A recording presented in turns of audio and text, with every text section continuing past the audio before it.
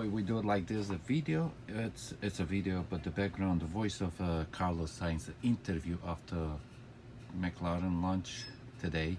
You're gonna have a Carlos Sainz interview, all interview in England, I believe. So, okay, enjoy, and I hope you like what Carlos has to say. They don't sound so positive, but you can hear it yourself.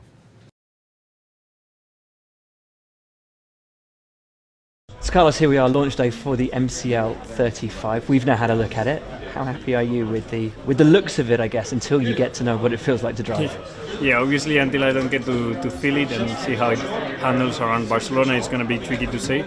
But I must say the first impressions are also important, and the first impression of the livery, of the way the car looks, how tight it looks, how slim compared to last year. I like it, and it's something that it's getting me even more excited.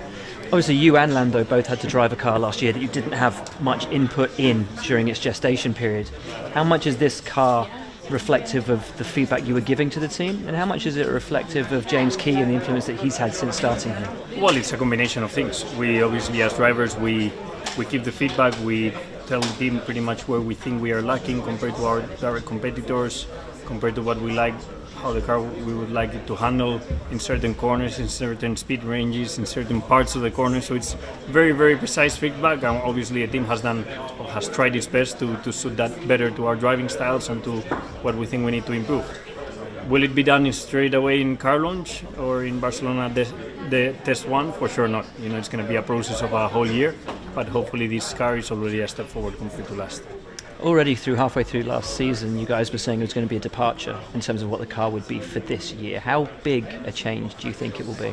It is a change. I think it's a different car. It's a completely new car in terms of the whole packaging, the amount of effort that the team has put into packaging that car in. There's a lot of new bits, new pieces that we need to find out in testing if they are working correctly. But at the same time, it's the big brother of the Maclaren 34, which was a very good car. It was a car that allowed us to finish fourth in the constructors, and we want to build from there. And it got you on the podium. So for this year, what's the objective? Is it hold on to fourth? Is it fight for third? Get back to the podium? What are the objectives? I think podium is always a target in terms of motivation for the whole team, for myself. You never know what can happen in a Formula 1 race, and you always target that.